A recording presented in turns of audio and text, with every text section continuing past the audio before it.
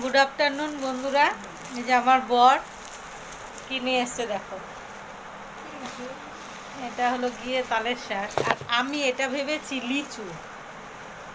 আর দেখি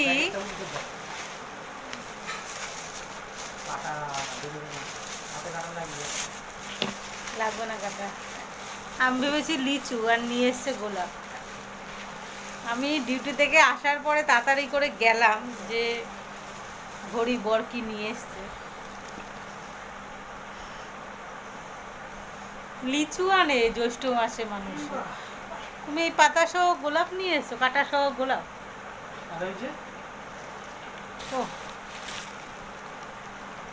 তালের শাঁস, তালের শাঁসটা কাটলে জল বেরোবে তো? একদম সব কটাই জল আছে। আর যদি জল না থাকে, যাক লিচু খাওয়া হলো না, তালের শাঁস খাই আর কি।